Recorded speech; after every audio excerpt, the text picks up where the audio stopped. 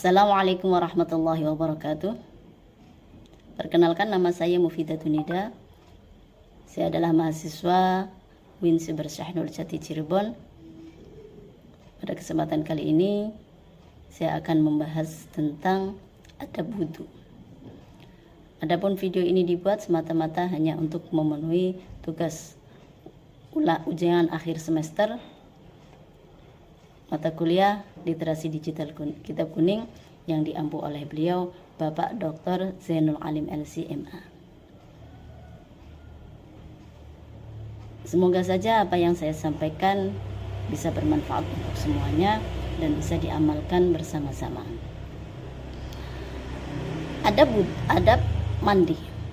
Adab mandi yaitu mandi wajib di sini. Mandi wajib dilakukan ketika orang mengalami salah satu dari 6 perkara. Yang pertama berhubungan badan, yang kedua keluar mani, yang ketiga haid, yang keempat nifas, yang kelima melahirkan, dan yang keenam adalah mati. Di dalam kitab Bidayatul Hidayah yang dikarang oleh beliau Syekh Imam Ghazali dijelaskan bahwasanya adab mandi yaitu harus menyiapkan air terlebih dahulu ke tempat untuk mandi. Lalu membasuh kedua tangannya 3 kali, menghilangkan kotoran yang ada di badannya. Setelah itu wudhu sebagaimana wudhu untuk melakukan sholat yang disertai dengan doa-doanya. Yang terakhir baru membasuh kedua kaki, dan dianjurkan untuk tidak menyia-nyiakan air. Di dalam kitab disebutkan fa'idha aswabatka janabatun min ihtilamin aw wiqa'in fahmilil ina'a ilal mughtasili waghsil yadayka awalan thalathan wa azil ma ala badanika min qadrin wa tawadda kama sabaqa wudu'uka lis-salati ma'a jami'i da'awati wa akhir ghusla rijlaika kay la yudhi'al ma'u. Ketika kamu mengalami janabah, yaitu bisa berupa mimpi keluar mani atau berhubungan badan, maka bawalah ke tempat mandi dan basuhlah kedua tanganmu 3 kali, lalu hilangkanlah kotoran yang ada di badanmu. Lalu wudhulah sebagaimana kamu wudhu untuk melakukan sholat yang disertai dengan doa-doa. Yang terakhir yaitu membasuh kedua kaki dengan catatan tidak menyia-nyiakan airnya. Faidha faraghta minal wudu'i, dan ketika setelah selesai dari wudhu, lalu siramlah air ke kepala 3 kali dengan membaca niat, dengan mengkerentekkan niat di dalam hatinya, yaitu untuk menghilangkan hadas. Doa yang dibaca, niat yang dibaca yaitu nawaitul ghusla li raf'il hadasil akbari fardhu lillahi ta'ala. Saya berniat mandi untuk menghilangkan hadas besar, fardu karena Allah Ta'ala. Setelah menyiram kepala 3 kali disertai dengan niat, lalu yang disiram pertama yaitu anggota badan sebelah kanan, lalu sebelah kiri 3 kali, dan gosoklah apa yang ada di depan badan sebelah depan, dan gosoklah badan sebelah belakang. Lalu rambutnya di sela-sela. Tidak hanya rambut kepala, tapi rambut jenggot, baik yang tipis atau yang tebal. Lalu sampaikanlah air itu ke tempat yang tidak terlihat atau yang terlempit-lempit di badan, dan semua tempat tumbuhnya rambut, baik yang tebal atau yang tipis.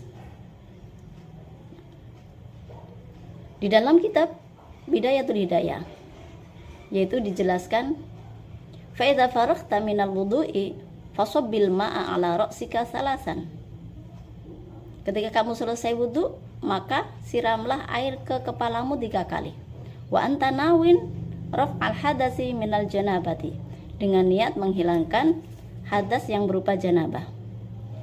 Summa ala syaqikal aymani salasan, lalu anggota badan sebelah kanan 3 kali, summa alal aisari salasan, anggota badan sebelah kiri juga 3 kali. Waduk ma akbala min badadika wa ma adbaro, dan gosoklah badan sebelah depan dan sebelah belakang. Wa khallil sya'ra ra'sika wa lihyatika, dan sela-selailah rambut kepala dan rambut jenggot. Wa usilil ma'a ila ma'adhifil badani wa manabidis sya'ri ma khaffa minhu wa ma kasufa, dan sampaikanlah air ke tempat tumbuhnya rambut, baik rambut itu tipis atau tebal.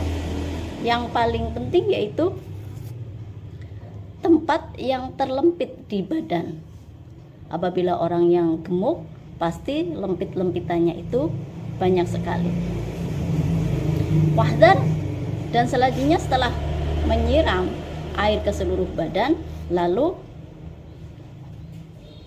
jagalah jangan sampai menyentuh zakar, tangan jangan sampai menyentuh zakar atau farji. Kalau menyentuh zakar atau farji, maka harus mengulangi wudunya kembali. Wahdar antamussa zakaraka ba'dal wudu'i, fa in aswabathu yaduka fa'idil wudu'a. Tidak hanya itu, tapi wal faridatu min jumlati dzalika kullihi an-niyah. Wa izalatun najasati wa isti'abul badani bil ghusli. Yang paling penting adalah fardunya wudu. Fardunya mandi. Fardunya mandi itu ada tiga hal yang wajib dilakukan ketika mandi. Yang pertama yaitu niat, yang kedua yaitu menghilangkan najis terlebih dahulu yang ada di badan, yang ketiga meratakan air ke seluruh badan. Adapun fardunya wudu, wa fardul wudu'i ghuslul wajhi wal yadaini ma'al mirfaqaini wa mashu ba'dir ra'si wa ghuslur rijlaini ilal ka'baini marratan ma'an niyati wat tartibu. Fardunya wudu itu ada 6. Yang pertama niat, yang kedua membasuh wajah, yang ketiga membasuh kedua tangan sampai siku, yang ketiga mengusap sebagian kepala, yang kelima membasuh kedua kaki sampai mata kaki 1 kali, dan yang terakhir atau yang keenam yaitu tartib. Wa ma'adaha sunanun muakkadatun.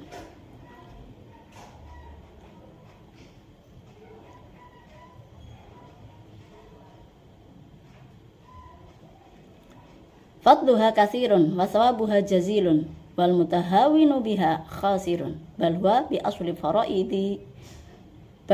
asli faraidihi mukhadirun fa inan nawafila jawabiru lil faraid.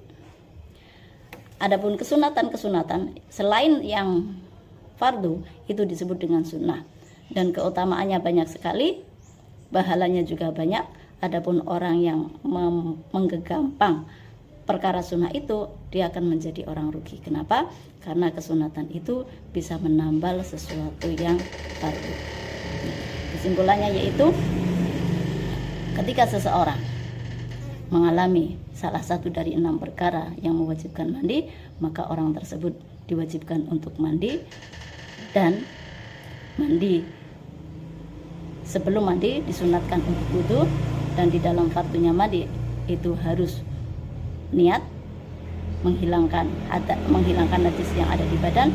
Yang ketiga yaitu membasuh atau menyiramkan air ke seluruh tubuh dengan rata.